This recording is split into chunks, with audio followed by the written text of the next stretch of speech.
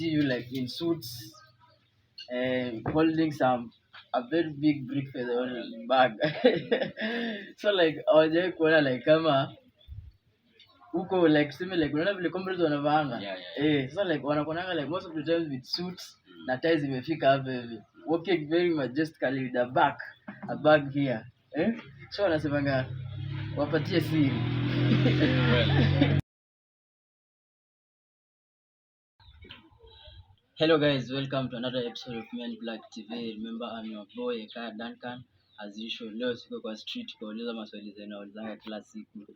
Today I have an amazing guest here. He's one of the speaker of Rongo University. And then this guy is just an amazing upon history. The day this guy was appointed as speaker of Rongo University is the day the Speaker of National Assembly, Honorable Moses Wetangula, was appointed. That's an history to mark. But before we go on, remember to go to Pale YouTube, subscribe to Men Black TV today, not play our usual game. We are bringing you new topics, new stories, and today I have another topic, an interesting topic, whereby this show is all about political career. We want to know the political career of a particular political politician. Like for example, this show will be called know your political leader. In Kiswahili nasema mjue kiongozi wako. Now today you have a political leader here. He's a great man. He's from I think Western. Where great people are born. But currently he's a student at Rongo University, I think, for there. He'll introduce himself when we go on. Remember to subscribe, follow us till the end, enjoy the show. So, as I welcome him, Mr. Olele. yes, Duncan. Yes, welcome to Men Plug TV. Thank you. You are mostly welcome. Feel at home. This is where we do quite of things, stories. If you have a story you want to share, you come here on Men Plug TV. First of all, I would like you to introduce yourself to our viewers. Who is Olele? If you are given a chance in 5 minutes, 3 minutes, to explain who Olele is. Many people don't know you. They just hear Olele, Olele, Olele. Now tell them who is Olele. Well, Kevin Olele is a young man from Busia County, Nambale sub-county, east toward a village called Madibo Village. Madibo Village. Yeah. And currently he's a student at Rongo University, a fourth year, 4.1. And currently hold the position of Speaker of the Congress. Speaker of the Congress. The eighth Congress. Yeah. And he's a young man who is ready to die empty when the right time comes. A young man who is ready to die empty when the right time comes. You will get more to learn from him. A young man who is ready to give everything that was blessed by God. A young man who is ready to give everything that was blessed by God. A young man who wants to give everything that is best to the world, not about personality, but best to the beings. And apart from that, everything goes in a process. Everything goes in a process. Even here at Men Plug TV, everything goes as planned, as in the process. Now, Olele, you are most welcome in Men Plug TV. First of all, I wish to ask you this question. Like, the day you are appointed as the Speaker of Rongo University Congress is the day that the Honorable Moses Wetangula, the current National Speaker of Kenya, was appointed. How did you feel it? Actually, at my point of view, at my personal level, I saw it as a task. As a task. In my sight. The coincidence with the Moses Wetangula, I saw it maybe in our universe. Some things happen, and maybe it was a blessing or a gift or anything else to share the same day with Moses Wetangula. But to my side, I saw it as something that a task to me, an ability and a role to play. So you are ready to go on. So when that day started, like say, it gives you courage and more wisdom to go on. You want to deliver to the people of Rongo University. Okay, now you know many people there, the society, the community, don't know what's the work of a speaker. Like they just hear Olele is a speaker, Moses Wetangula is a speaker, the current governor of Bungoma County, Moses Lusaka, is a speaker. So if you explain to them what's the work of the speaker. Normally, according to our Rooster Constitution, the speaker's various roles almost 7, and general number 1 is the head of the Congress. Head of the Congress. The Congress consists of almost 23 members, maybe a addition of students. Apart from being the head of the Congress, he presides over the Congress meetings. apart from that, he also coordinates the Congress and the executive. Remember, we have the executive in our constitution, so it's the coordinator between the two. Is the link. Apart from that, it represents also the Congress well in terms of their affairs, because you understand, in terms of leadership, it's a process. Even if you have an affairs, at least you must have one person that represents, or maybe carry your grievances as leaders.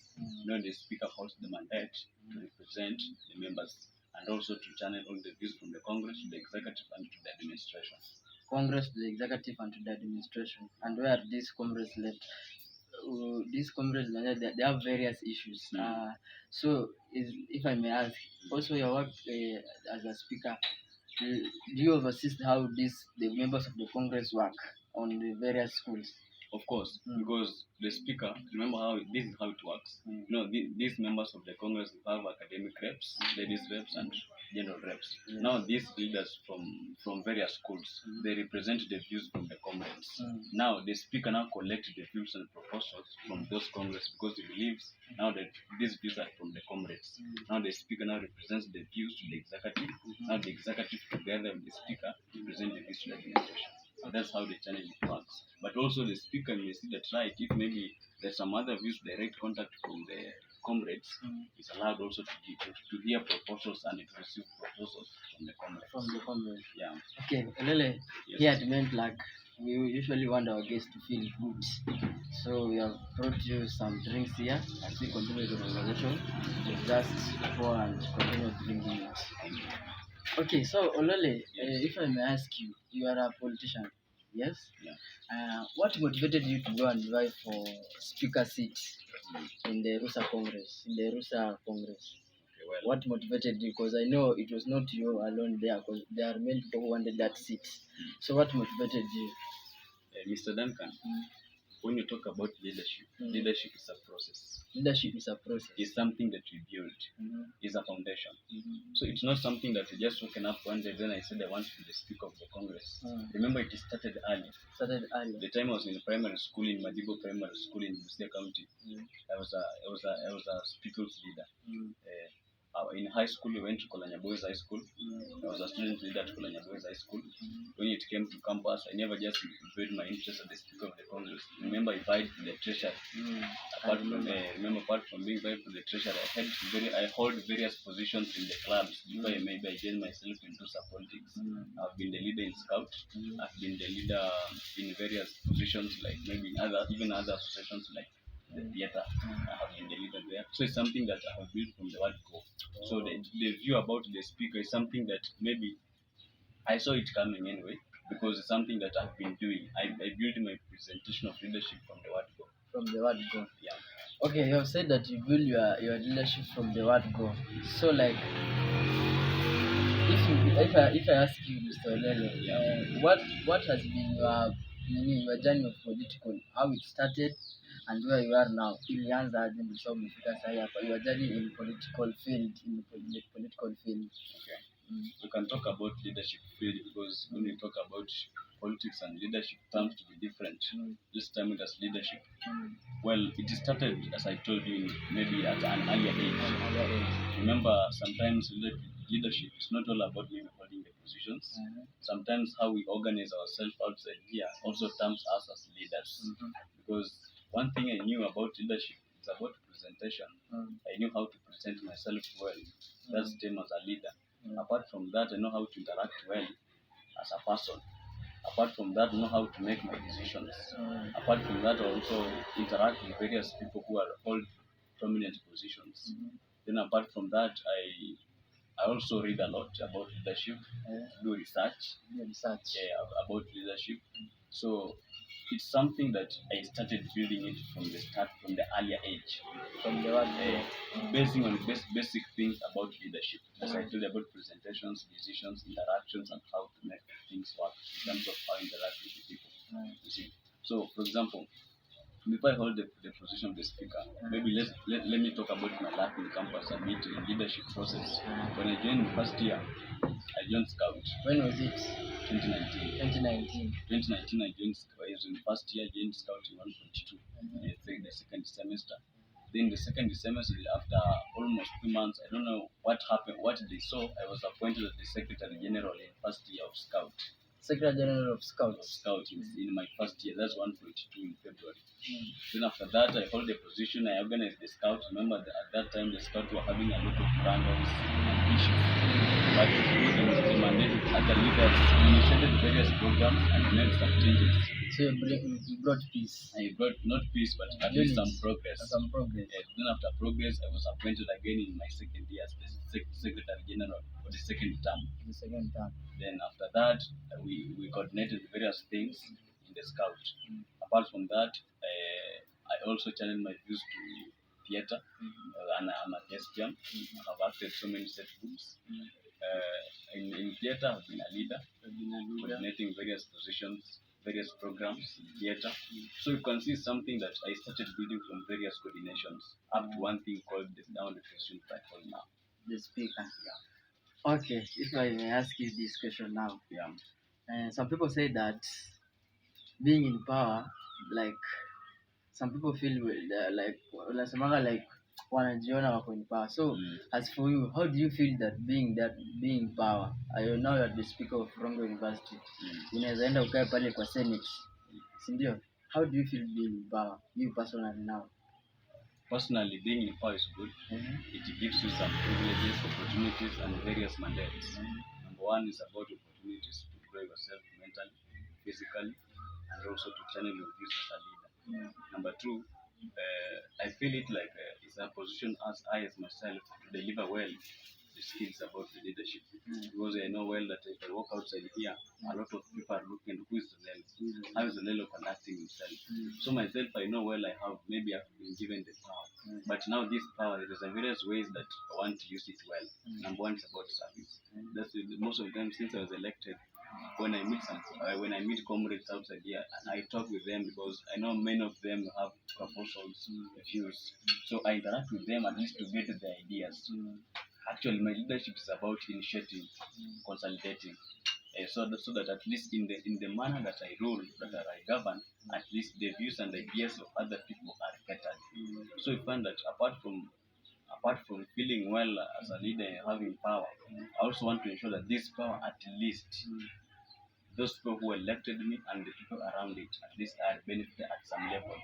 At least I'll be happy if one day after my tenure people will say we had a good speaker or we had a good leader in Warongo University this academic year.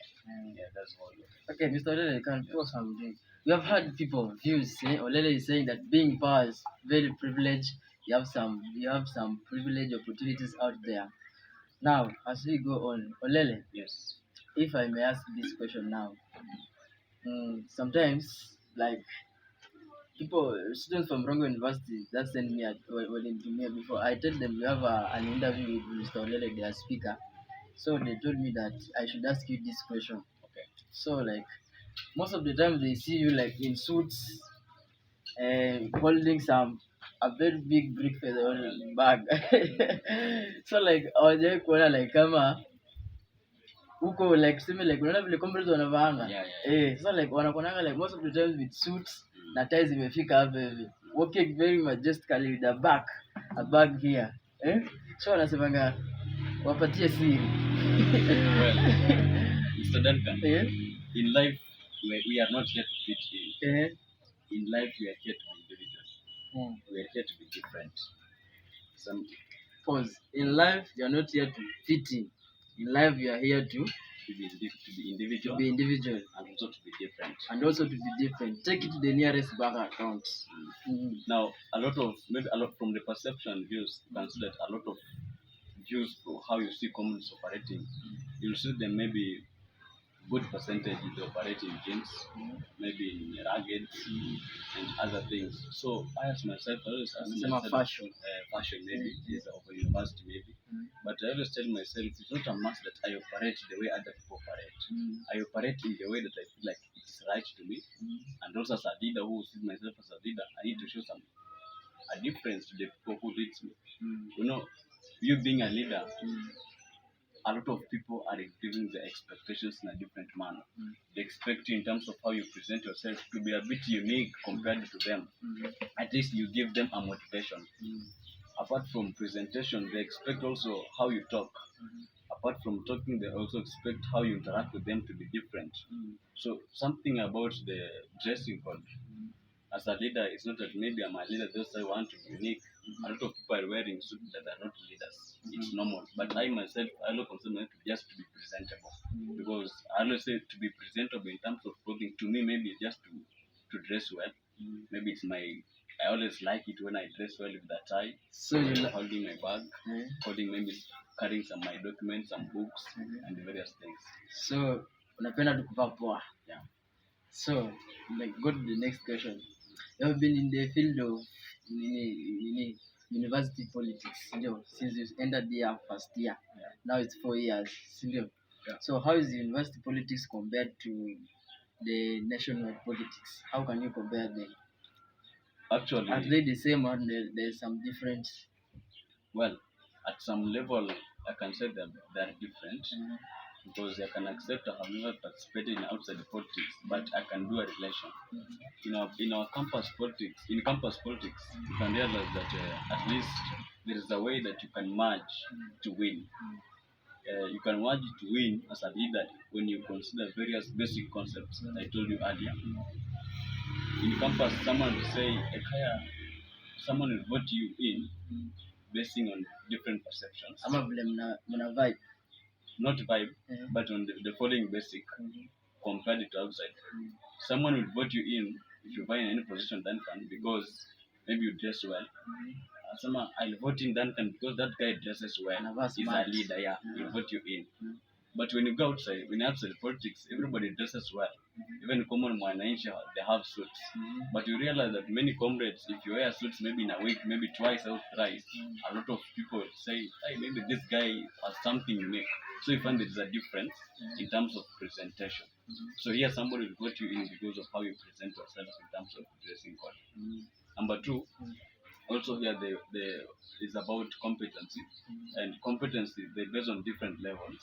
Number one is how you talk to people, the way you interact with people outside here, the way you coordinate, how you talk to them in terms of handling matters, making decisions, assisting one here in these various positions. Somebody put you in for that. They say at least Duncan knows how to talk.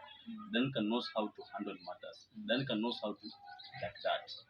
Somebody put you in. But when you go outside there, every politician, maybe in a position, for example, gubernatorial, maybe we have 4 aspirants. Out of those 4 aspirants, we realize that all of them, maybe they talk well, they talk maybe senses, but maybe people, there's different aspects that they look for, but not about how people talk. Everybody will say naweza. But maybe in terms of vote, maybe they will vote in because somebody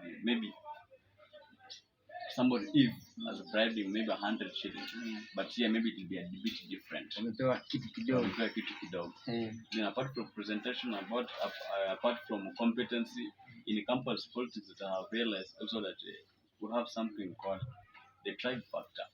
Tribe factor. Even so, we can't run away from it. Even outside, also I can say that tribe factor also relates to outside politics. It cuts across the politics. Somebody will vote you in because maybe you are there. That's another thing that maybe have realized in our politics that they are similar to outside the politics. Then apart from tribe factor, you realize that how you coordinate well your strategies compared to outside. Now this one, the strategy, it carries a much weight in outside politics. How you strategize yourself. Apart from everything that people look in leadership, how you put your strategies. You may be maybe a good leader with visions, good presentations, good, well speaking, but maybe how you strategize matters a lot. Because it reaches a point where they forget everything. Now your strategies help you. Yeah, so that's maybe another basic aspect that carries importance. Okay. Yeah. Now moving out from university politics, let's cross borders to national politics. It was on Sunday when we had our president, Right Honorable Dr. William Samoei Ruto. During his campaign, he promised Kenyans that they will get hustler funds for free. si ndio? Then this Sunday when he was at church alisema ati msidhani hii hustler fund nakuja mtapata bure. Hii hustler fund you have to apply, utarudisha na interest. Putting in mind akisema kwa campaign zake alisema mtapata hii pesa free, si ndio? So how do you say about this thing? Because kwa politics alisema, campaigns alisema it will be free. Ameshapata kiti, now is the president anasema you'll have to pay interest and you'll not get the thing for free. Well, How do you get this thing? well, now in life there is something called expectation, and they normally say that as long as we interact with the people and listen with the people, we should never expect too much. More so maybe if it's about politics or anything relates to human beings. We say human beings have weaknesses. So anything that we listen for, everybody can change even now, tomorrow, future. This is politics, and in politics, the time you're vying, anybody can say anything as long as to lure or to win your trust. If it's about service, it will depend. It will depend. So at some point, you can understand that maybe normally in politics, that's what happens. Maybe I can't promise to do that, but normally in politics, that's what happens.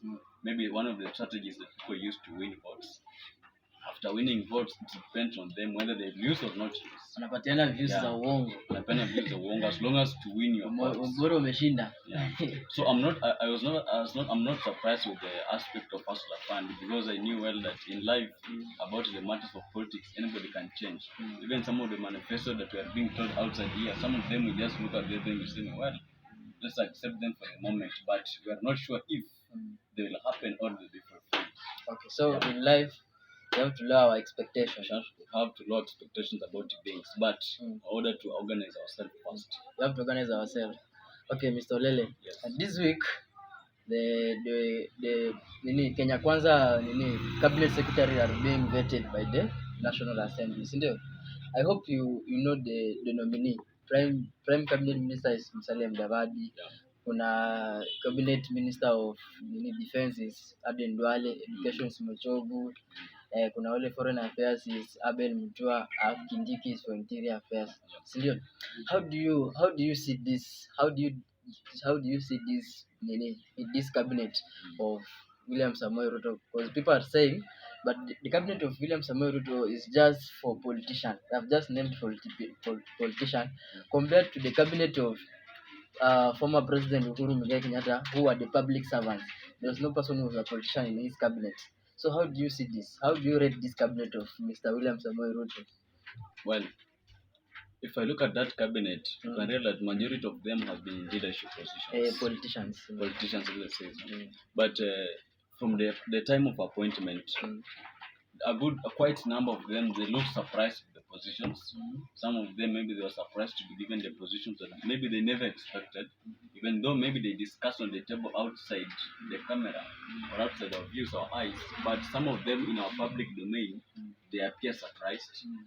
I may not mention one, but I was watching an interview somewhere. CS was asked, a nominee was asked that, how do you view your position? What's your take on that? He said, I'm not sure about the position, but I'll try. I'm not sure, yeah. Ayuko sawa. Maybe Atajaribu. From the perception of what people we see outside, it was about the rewarding the loyalist. And if we reward the loyalist, maybe number one, they may fail to perform.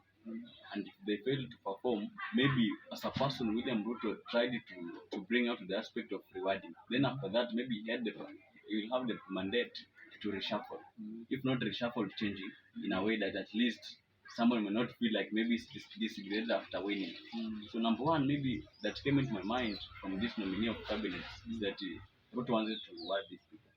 Anarudisha mkono, anasema kurudisha mkono. Then from the perception of appointing, he'll oversee where that maybe where is the problem in these positions, where can I reshuffle after quite some time. Yeah, so we should never expect too much from them, but we should expect quite reshuffles in those cabinets. So, okay. We should expect quite reshuffles from Ruto's cabinet coming years. The next question now. Ruto has been in the government now, I think amefika 30 days. Like ameenda let's rate up of 40. tunampea 100, aseme in the next 100 days atakuwa amefanya kitu fulani, si ndio? So how do you rate him sasa hivi amefika, tuseme like amefika 40 kweli? Bado hajafika 40 days, like ako kitu kama 35 hapo hivyo. How do you rate his working? Considering juzi tuliona kwa online Babu Owino posted like the moment just in 2 weeks has visited 5 countries. So how do you rate this amekuwa in power for like this time, amekuwa bado hajafika 100 days. How do you rate it? Like kuna mabadiliko amefanya, changes, ama you see something coming? One thing that when you visit a place for the first time, one thing you try to study the environment. Studying the environment in that you try to understand how does this environment works, how does people operate. So one thing that is trying to organize the environment around him. He's trying to study now how will I operate this state, how will I manage this criteria with this state, how will I manage these positions or this criteria or this problem by trying to disorganize some matters and trying to organize. We saw the time we saw him, he said something about the post. He said something about education system. So it's trying to oversee that how will I operate if I merge these things or if I remove something. So from the main view in these days, Ruto is trying to at least to study the environment, how it will operate. He's trying also to test the waters of the state because I've been the deputy but not holding the position of the president. So one thing in these 40 days, yes, he's trying his best anyway to make sure that he balances everything. You can see maybe the fuel is rising, you can see the other day something is slowing. So at some point, we should not, maybe we as Kenyans should not have so much pressure and like much expectations in 100 days because normally he's trying to fix things. Yeah. Okay. So I should ask you this question. Your answer must just say yes or no. Okay. First question. Do you support CBC? Yes. You support CBC? Yeah. Good. Nice. Now, Mr. Olele, you have been in politics. What are some of the achievements, ama lesson learned, ama some setbacks that you have faced while being in this journey of your political career? Well, let's start with lessons learned, then achievement, then setbacks, challenges. I've learned so many lessons. Just give us maybe 2 or 3. I've learned something about betrayal. Number 2, I've learned something about the spirit of esteem. Spirit of esteem. Yeah. When you say spirit of esteem, can you elaborate it to our viewers so that they can understand? The spirit of esteem is that in life, no matter what happens to you, no matter the hard code that you face, if you believe anything is possible, the belief comes from you. The spirit of saying, I keep on moving. The spirit of saying, no matter what happens to me, no matter the challenges, I must move on. Okay. Lesson. No, some of your achievements, the career politic achievement that you have made now, you are the Speaker of Congress. I hope you have others achievements. I can say in my life, holding the position of the Speaker of the Congress, maybe in a great university like this, it's not maybe an easy task. Apart from that, it has coordinated me to various positions. Even the other day I was in Maseno School for motivational talk, for 2 hours motivational talk. Apart from that, I've been called in various discussions, prominent discussions. Apart from that, all my life also it has kept me on the toes. As a leader, maybe leading quite a group, it keeps me moving. So it keeps me in a toes of achieving more things in life in terms of how I build myself and able to organize myself. So challenges now. One challenge I know as a politician who face, it cut across all politicians. Like people in the society, or people in the community, they just view when you're a politician, what gonna do? You have money. So your perspective, is it true? All politicians have money. It based on how you organize yourself. But one of the main challenges that maybe we face as leaders in positions, we realize that the people we lead expect too much because the time was elected and up to now you can see the people have been interacted with, they are having a lot of expectations. people are expecting Olele to change with immediate time. People are expecting Olele maybe will be quite some short time will be somebody different. But it's a matter of how also we organize ourselves in terms of life. Because the other day I was telling members of the Congress that at the end of our tenure, people expect that at least they want to see a different person.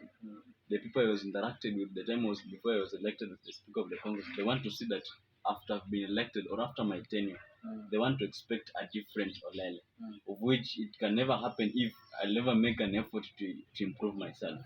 So one of the challenges is try also our best in this career of leadership and politics to fashion ourselves well, because we know well that people that surround us are having a lot of too much expectations, maybe in terms of how presentability we look, and apart from that, how we interact with them. They expect that maybe we make a lot of progress in a short time. So quite to ourselves, it's a challenge that we try to figure out. Then apart from that, yes, as you said, people expect that you have a lot of money. Maybe pesa. Nataka kupita pale sasa kuvi comrades kuvi Olele. Yeah. Smoky, Sapa, Mzinga, sort of things. So those are the things that maybe we counterpart. And we understand as human beings, no matter even if we earn salary or anything else, we have also roles, duties, and some other things that surround us that we also partake. Okay, as we finished, where do you see yourself in the next, let's say, like you are in a 4 years, now you are in 4 years. So where do you see yourself in, say, 2027? That will be 5 years from now. Where do you see yourself? Will you vie for any position in your back there, home, in your county, or even nationwide? Where do you see yourself? Well, they say that maybe I'll never been in a position if I'll not maybe put the right aspect in my life. Normally, maybe some point when you hold positions in our junior level, we always predict that maybe in future of 10 years, maybe I'll be the MP, maybe I'll be the governor. Maybe that's how we predict. But if we don't make quite impressions in our life, I'll just maybe the Olele that I'm speaking now. Maybe in a career that maybe I'm a teacher, maybe I'll be teaching somewhere. But I have a great spirit that at least in my nature of leadership, I can extend it at some level. I have appertained that at least the spirit of serving that I have, I should extend it at some level. But otherwise, what I can say that we keep our eyes on the ground, time will tell. Time will tell. Yeah. Time will tell for Olele. Now, Olele, if I ask you this question again, who is a role model in politics, nationwide or country or even worldwide? Who is a role model? Unaangalia mtu unasema, I just want to be like, seme, Junet Mohammed, Babu Owino, Raila Amolo Odinga, William Samoei Ruto. Who is a role model in politics, be it a lady or a man? Well, since I realized and knew well about the matters of leadership, I have been reading and doing so much research about Julius Kabarage Nyerere. I have always liked the leadership qualities of that Nyerere portrayed during his tenure. If you are keen, most of the time in my status, I like posting out things about Julius Nyerere. Yes. So Nyerere's tenure and leadership virtues that displayed inspired me so much.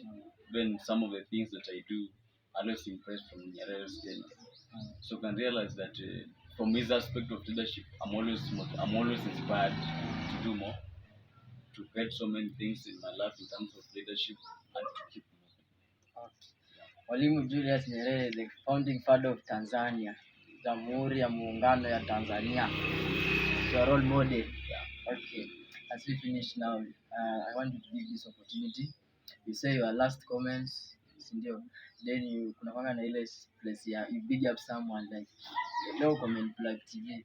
You're on TV live, you want to big up someone out there, you want to wasalimia, wish them anything.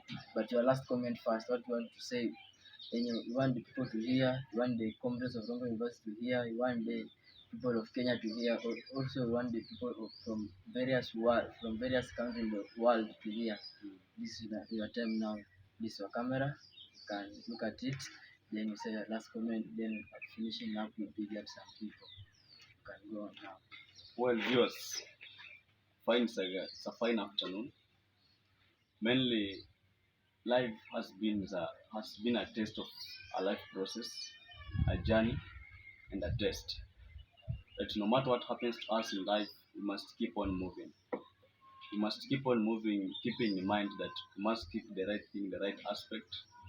We must keep focus. We must doing the right things in a way that can able to influence the things that we do in life. Apart from that, we can also do the things that interact, that benefits the people around us. And apart from that, testing the waters that surround us as leaders, as people, as normal people. So in life, no matter what, let's keep on moving. Let's keep on keeping the focus. Let's keep on the capture. Let's keep on conquering. And to the end of the tunnel, maybe we shall smile, as maybe we normally say. Then, in terms of leadership, well, to my leaders, today is maybe you're well represented in a main plug TV. At least at one point or another, as we give our grievances as leaders, we should also consider well that these are positions that were given by God.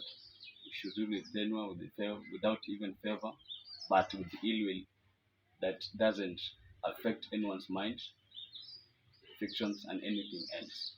Thank you. Those watching, keep on subscribing Main Plug TV, like and share. Thank you. Kuna mtu akusalimia kupiga hapa. Okay. Oh, it has been good spending time here with Mr. Olele, the current speaker of Rongo University Congress here at Main Plug TV. As Olele has said, we keep on moving, we keep on pushing, and we promise you, as viewers of Main Plug TV, we keep on bringing you new things, entertainment, sports, every day, good things that will make you moving. And also, don't forget to subscribe on Main Plug TV. We'll be bringing this show every time and then. We'll be bringing your political leaders here at Main Plug TV so that you can be able to know them more. Wajue na usikuenge tu unajua mi gavana wangu ni Lusaka, gavana wangu ni Ochilo yako, ama sijui speaker wangu ni Moses Wetangula na Omiji. We'll be bringing those people here at table in Main Plug TV. We discuss some issues, we talk some issues here and then it will be good. Now, this is where it marks the end of today's shows. I've been your host, Kaya Duncan Simiyu, Main Plug TV. Till next time, continue supporting us, continue subscribing. It has been a pleasure having you. Thank you.